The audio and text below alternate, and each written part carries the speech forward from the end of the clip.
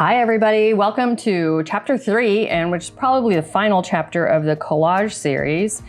And we're going to go over kind of where to take your collage, ideas on how to integrate it into your surface, some materials that can help you do that. And I also wanted to show you a bit more of how I use gel medium and why I now buy it in, like, I think it's a gallon bucket. Because I really do use a lot of it. It's nice to know I'm not going to run out. Anyway, so let's see. Let's start with what we worked on yesterday and kind of show you what I did, not yesterday, our last chapter. This piece, I don't know if you're going to remember, but in part 2, this was just a waste board. It was a big wash of gray shape, and I laid... And it was very uninspiring and uninteresting. I laid in here, these circles are part of the collage piece. If you look very closely, you can see where that line is. And then, so the other day I was just kind of working on things and started messing around with this piece because it literally had nothing. I mean, it was just, nothing was happening. And then this happened. And I have to say, I'm pretty happy with it. I think it's just about done. But it was only because I added this collage piece to it that got me interested in this piece and gave me something to work from to create what I think is a pretty nice painting, and not completely finished yet, but really, really close. Like, I'm thinking I'll probably add in a little more line work. I don't know that I'm going to be adding in any extra color or paint. I think that part is done. But it happened really quickly. I mean, I know I said before, I work on paintings now for weeks and weeks, if not months. And this one happened in an afternoon. It was pretty crazy. You gotta love it when it happens. I mean, that's when you really hit that flow and everything just kind of works out right. Yesterday, I went through these pieces here. You'll remember, I think we were looking at it this way. And I covered the whole thing in a pretty thick layer of gel medium. And I did that because this paper stock is so heavy that it really was. And you can still sort of feel it, but it's not nearly as prevalent as it was before. But that edge was so hard and it was so much higher than all the rest of the painting. So I just did a whole big fat layer of gel medium glaze on the top of that, kind of bring the surface all this to the same level, same basic level. And then I'm gonna work on that one for you guys today. And I went ahead and did that with everything that I worked on. So everything now has an additional fat layer of gel medium over the top. And that actually also does a lot of really cool visual things too. This one also got a layer of the gel medium, which is why it's so shiny and glossy. And it's not perfect, but that's not really that important. So to talk about warping, you can see this one is really warped. These last panels that I've been working on were a different batch of panels that I bought, and they didn't feel the same. I'm not sure what's different about them, but they all have warped. So it's just something, that'll be my next experiment, to see if I put a bunch of weight on it, maybe wet the back and weight it, and then just let it sit for a while if I can't get it to be at least straighter than this. I mean, there's a lot of movement. Look at that. Anyway, it is what it is, and I'm not going to worry about it too much. Okay, so one thing that I did notice this morning is that this line here did drift. You can see where I pulled the gel medium glaze, and it picked up some of that pigment and moved it. I will usually do a light spray varnish anytime I have pencil work. I've tried fixatives, but they just dissolve under any sort of gel medium or anything. So, so I just do a very light coating of spray varnish, but it looks like I missed that spot because all the other lines stayed stable and this one drifted. Normally this wouldn't bother me so much, except for it's pretty much in the middle of the painting. So it is going to be something I'm going to have to deal with on some level. And so that's where we've got this one. I need to start painting. I feel like I'm kind of avoiding it. So let's do some painting. I've got some colors that I was working with last night that I like, that I'm going to keep using. I'm going to go ahead and, so you can just paint right on top of this, and it's such a smooth surface. It's almost like painting on glass.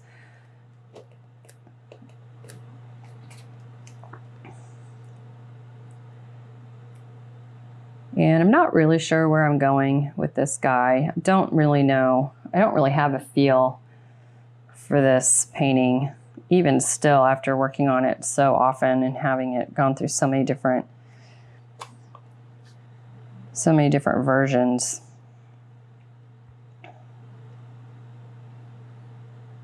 I shouldn't say versions, more like layers.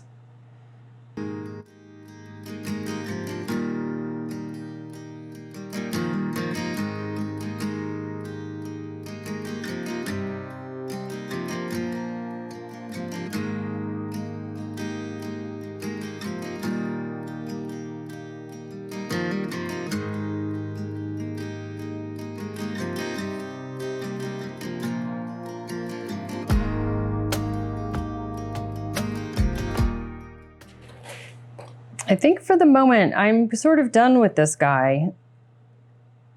I need to spend some more time with it and kind of see where I'm going. But I like the additions I've made. And now I just, yeah, I'm not getting a real clear sense of anything off this one. So that one's going to be put aside. And that's, you know, literally, if I were done, like if that was the only painting I had right now, and did that, I would feel like I accomplished some actual painting today. Like I know I just did some painting. It doesn't always have to be hours and hours. And this guy, you know, I still really don't care for this piece at all. So because of that, I really do just need to suck it up and make some big changes here. So let's see what I can do with this piece to just change it. There are colors on here I have despised since the get-go, and I've just been avoiding it.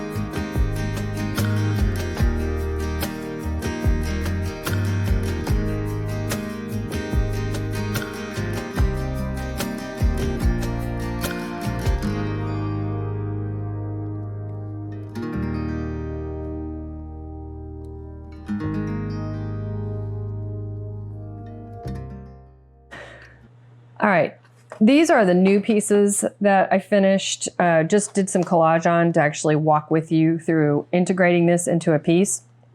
Since the other ones I jumped ahead and kind of just did it on my own. So these are new. This is a piece also that I had done just very random, throwing stuff down really quick. It's very thin, early on in its lifespan as a painting, unless, you know, I hit genius flow again and I just finish it. But so anyway, basically one coat of paint. It's got some line work. It has a very thin layer of it has a very thin glaze. And that kind of desaturated these colors and harmonized them a bit more than they were. This thing was really bright before. And so now you can kind of see it more as a whole. And then I glued these pieces down and then did a very, very thin gel medium over the top of it. And this one, we've got the two stripes here, and then a thin coat of gel medium over the whole thing, and then this little triangle there. So these are the two pieces that we've got going. And so I'm trying to stay really open to the idea that I don't know what I'm doing. I may ruin these, but I don't care. So it's sort of that balance of wanting to make something great and also not worrying about it very much because it's early. It's on these panels that I don't really care about. They're going to warp as I continue to work on them. I don't know if I'll be able to straighten them. So just going to work on not getting too attached, right? I do like this piece better than that one. So let's start on the one I like least and kind of move it, mature it, improve it, hopefully get it going. Just made a mess. Okay. So I'm going to bring this red back up with the red that I mix using magenta and orange, a translucent orange. I think this also has just a little bit of, there we go. The red that was on there before was nice, but it was a little too bright. It was a little too, you know, red right out of the tube sort of red. And I don't really use that red much.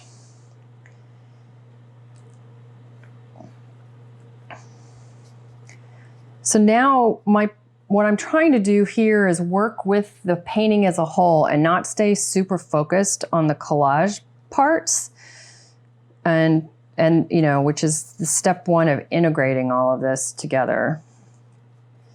And we'll see how I go. I think one thing I want to do, well, let me finish putting this color in.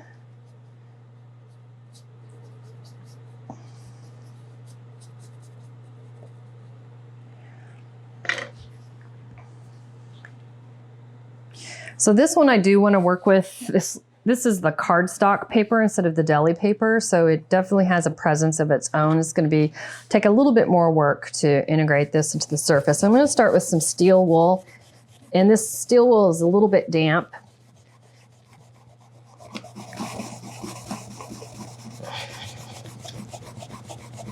And you can see it's starting to get past the thin coat of gel medium and start to rub into the paper itself. And because of the steel wool, it's leaving a bit of color behind. This is a older piece of steel wool. They don't last very long, and the water obviously causes a lot of rust pretty much right away.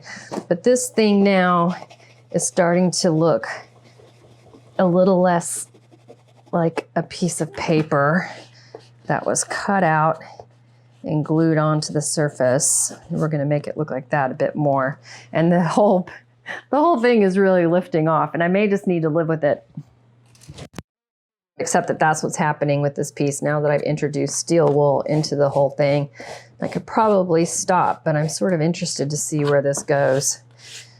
And I do kind of like that effect. So I'm going to start just scraping off some of this that is going to come off easily. Get that out of the paint. And I think I want to see a little bit more. I think the other reason this is sanding through so quickly is because this is really fresh collage, and I think it's maybe only been curing for maybe an hour or so, so it's going to still be a lot softer than if it were left overnight. But onward and upward. So, and I kind of like this a lot better, this kind of remnants of some paper and stuff like that. So this is good. And now I want to introduce some color here. The question is, which one? I've got this groovy green going on, I'm kind of in love with right now. So let's do that. Oh, that's a nice contrast, I think, to that magenta. And then I'm just going to lift some of it off because I still want that magenta coming through. So this is more just sort of a glaze at this point.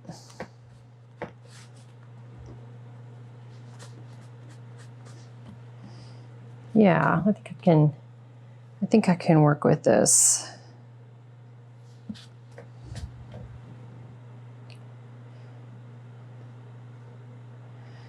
Kind of like that red coming through. Okay. So you can see now this is starting to disappear into the rest of the painting. Is the rest of the painting good? Who knows? No, it's not. It's not good yet. It's got a ways to go for sure, but that's why we're here.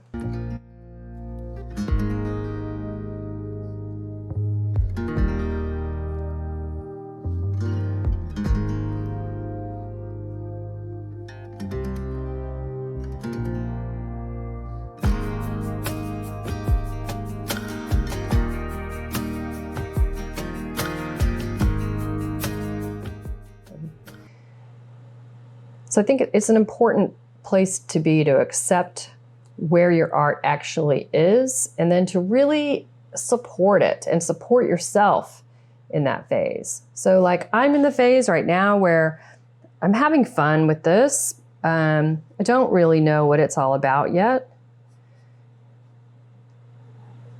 And I don't know if any of this is going to remain and you know, grow into some incredible painting that I love, that I wish was on a cradle board, that I hope I can frame. Who knows?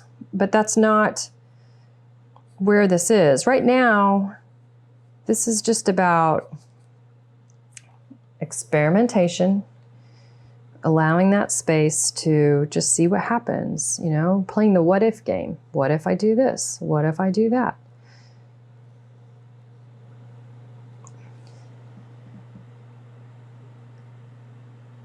And I think another thing that happens for me at this stage is I don't need to do a lot of work. This is when slowing down is a good idea, because this is where you can miss some magic going on. It's easy to miss it. If you're going really quickly or talking, for me, it's, you know, when I'm making a video, it's really easy for me to lose track of the moments that are lovely and the moments you want to keep or notice and make more of those moments, right? So this isn't where, oftentimes, you know, I'm feeling like I need to really think about slowing down, really think about maybe even just moving on to another painting. I know there are just a few things I want to do here. Just introduce some different colors, or shades of that color rather.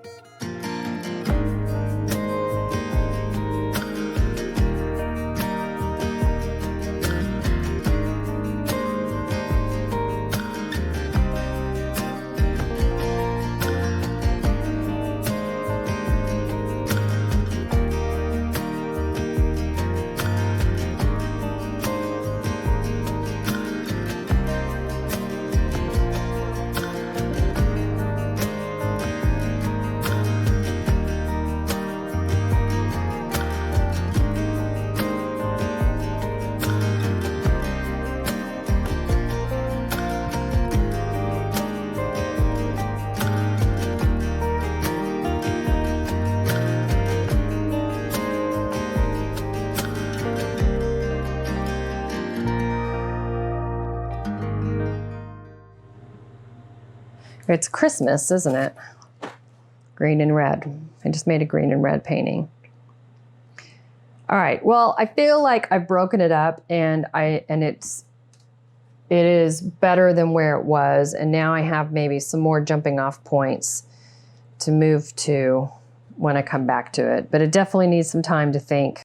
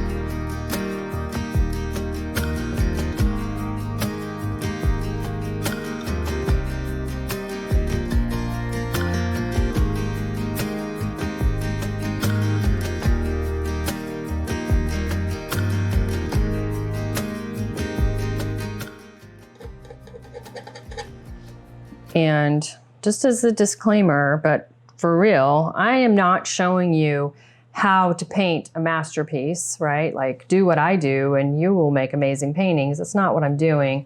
I'm just showing you how you can approach your painting in a much more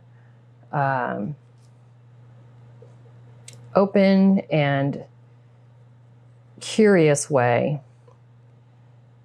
to try things maybe you haven't tried before, get some techniques behind those things that when you do try them, you have a better chance at being successful.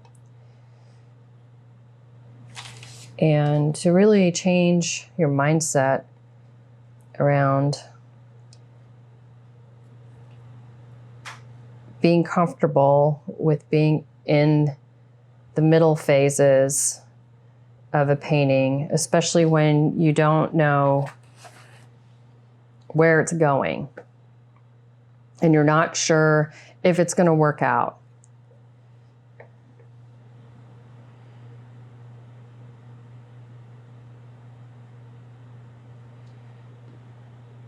I think I do have to get rid of this. Looks like a face to me.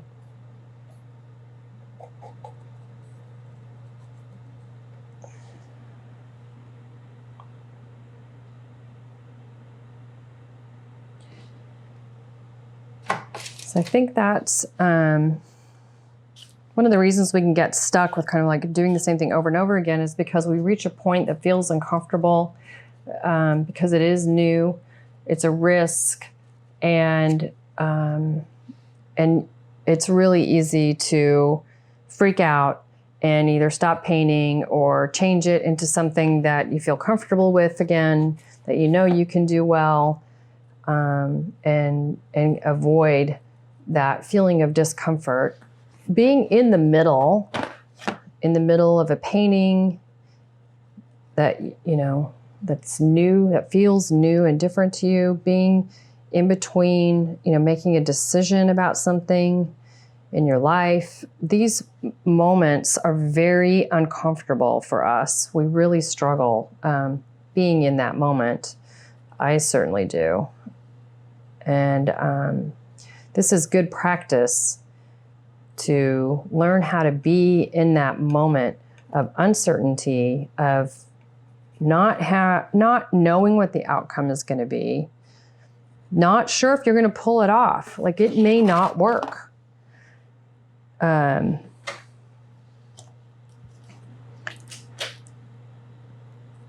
But I'll tell you, I mean, truly, it is such a much better experience here on the other side, because I know what that feels like. And for me, when I would feel threatened, anxious, stressed out, not sure what I was doing, maybe what basically with this just open channel and turned up the volume on my inner critic. And I don't know about you, but my inner critic, when left to her own devices, she is loud and not afraid to say things that I would never say to another human, but she has no problem talking to me that way. And it is really painful. It's a painful experience, and I think it really keeps us from growth and changing and discovering new paintings in ourselves and new ways of doing things. You know, the inner critic comes from an initial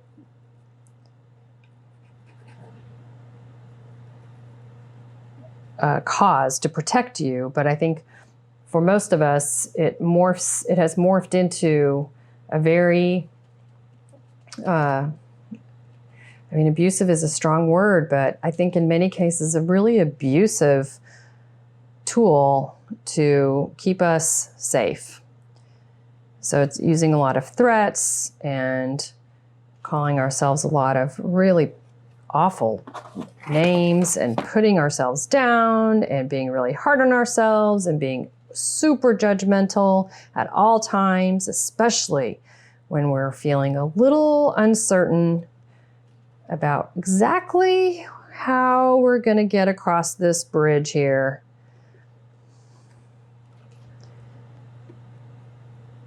So I really encourage you to find solutions that work for you. I understood I had this problem, but I didn't really know what to do about it. And I think the other thing for me that my inner critic did is it kept me cut off from others, other artists. And so I didn't really seek help. I didn't seek encouragement. I didn't seek these feedback and things for a long time. You know, I'm going to do it on my own. And, you know, just not good enough to talk to somebody about this. This isn't that serious. All the excuses. But when I finally gave up those excuses and started working with people that I could talk to about these kinds of things, that's when my art really started to transform. And I found out that I actually know a lot more than I thought I did about art making, and about supporting other artists. But if you're at all serious about your art, it's very important. And anything, I mean, this goes for anything in your life, but we're here talking about art. If you're serious about your art and really wanting to grow it, then you are going to have to invest in it to really make the kinds of improvements that you dream of. So you can be painting at a level that you know is there, but you just haven't figured out how to get there. That's what we talk about in Strong Artist Life. To work on growing your art, growing your eye, growing the way you speak to yourself, so that you can actually be a trusted advisor in your studio rather than a bully.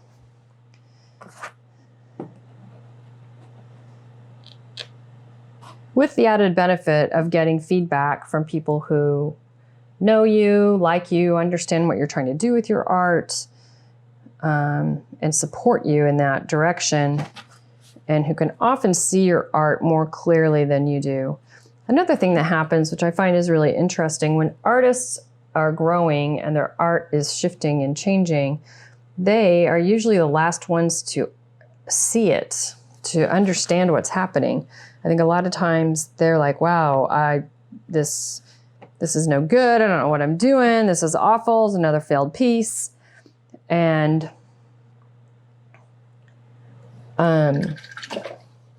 instead of so people on the outside, when they see their work, when they're in these new phases, are like, hold on a second, do you not see what we're seeing? Because what we're seeing is, a whole different level that you're on. Like, you've just bumped up to the next plateau of your art. Maybe you should slow down a second and take a look and, take some time to let your brain catch up. I end up talking about this a lot in my Strong Artist Life group to people. It's like, hold on, I don't know that your brain has actually caught up to where, to this piece that you've done. I don't know that you're seeing it, because the rest of us are like, jaw on the ground with a tremendous amount of growth and the maturity that's coming forth here, but you don't see it yet. And you're talking about making all these changes. And so a lot of the advice is just stop for a second. Like, you need some time to catch up. You're not there yet. Your brain is not arrived. Isn't that so funny? Because obviously this comes from our brain on some level too. But I think often we are the last ones to see, especially as it relates to growth. I think it takes us a while to get there. Oh, I don't think that's the color I wanted at all.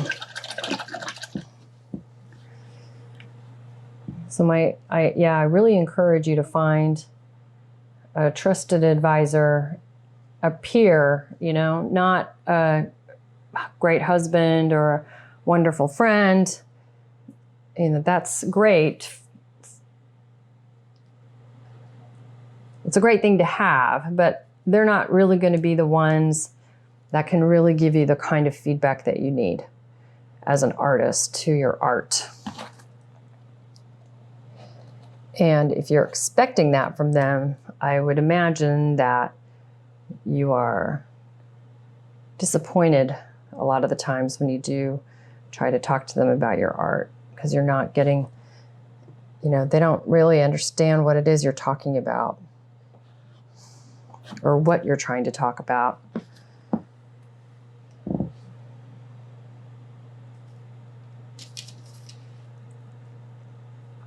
I'm really fine. I don't usually work with such a small brush, even on these small pieces. This is interesting. I'm sort of lost in thought here.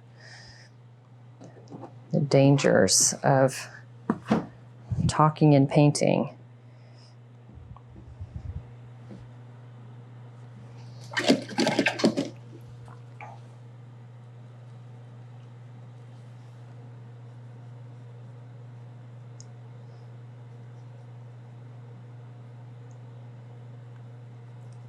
And it's important when you are looking for a mentor or coach that, somebody that you really can relate to, who can relate to you, someone who, can talk about the larger ideas and the mindset ideas behind,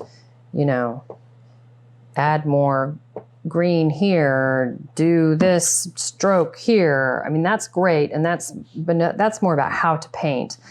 I think the kind of coaching I'm talking about and the kind that I provide is more about how to think, how to be kind to yourself, how to see your work with a fresh eye, and how to talk about your work, and how to be more confident in what it is that you're doing so that you can grow your practice and grow your art.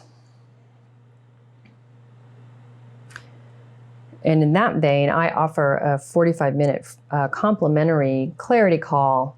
So if you are an abstract or abstract curious artist and you think you might want to work with me, or you just want to get some feedback on what it is that you're working on and the direction you want to take your art, you can book that call on my website. I am not a salesperson. I'm not going to do any hard closing, make you feel guilty for not giving me lots of money, all that stuff. That's not, I want to work with people who understand what I do and why they want it in their lives. So I'm happy to answer any questions you might have about my coaching on that call. But if you're not there yet, but you really would just like someone another artist to look at your work in a dispassionate way, to encourage you, maybe give you some ideas on next steps, what to focus on, what to maybe not worry about right now. I think a lot of times we get way ahead of ourselves. We're not ready. And we move too quickly. Anyway, I offer that call, and I love talking about this stuff with people. I love getting to know people and offer some relief from our own heads. I think so many of us are so just mean. We're just mean to ourselves. We're not very kind. And I think we lose a lot of good work to that voice that says, oh, this must look like a cardinal in the snow, and if it doesn't, then you should take up a different interest, even though you don't want to be painting a cardinal in the snow. There's something else you want to express in your art.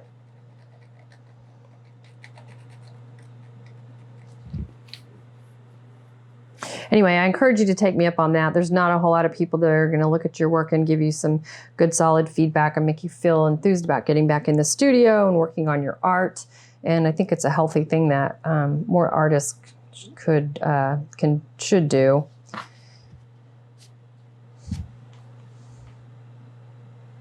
I think I'm kind of done here with this piece for now.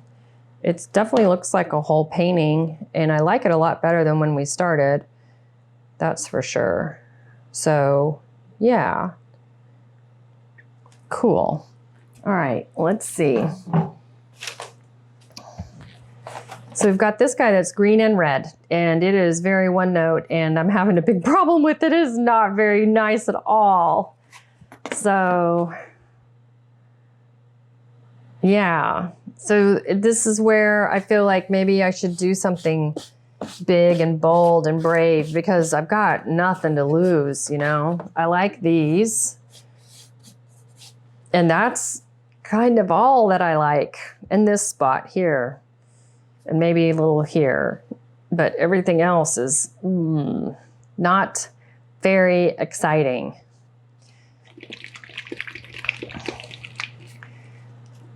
So I think we'll just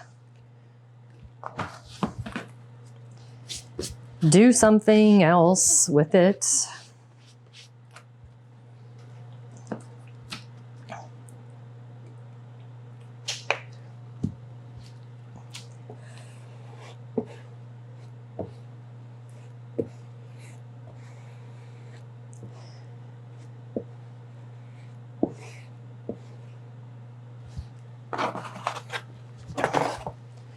Because I don't care, here I'm reminding myself, I don't care about this piece. I've never cared about this piece.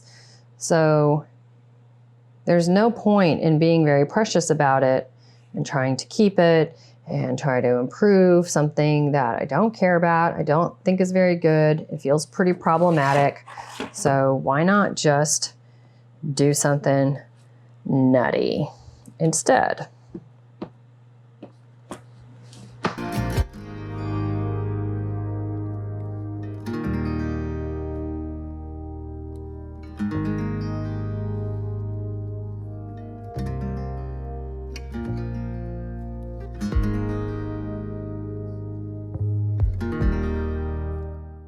And I don't know where this is going to go, or if this is going to be ever a keeper, if it's ever going to be a successful painting. I don't know. And the beauty is, it doesn't matter, because I've got so many other paintings on the go. They don't all have to be winners. I mean, it's nice if I can make them all winners. Certainly that's my goal, but it's not the end of the world. So I encourage you, I can't encourage you enough, really, to have more than one painting that you're working on at a time. Have so many paintings you lose track.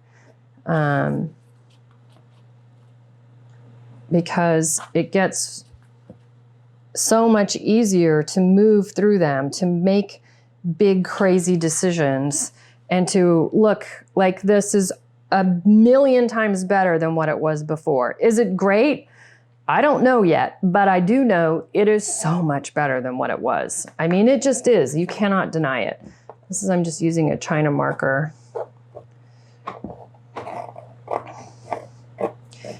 And if I had, really been concerned about looking foolish on camera and all of that and trying to make something out of this thing that wasn't exciting me, that I wasn't interested in, and try to force something out of it, is such a waste of my life. Because who cares? I don't care.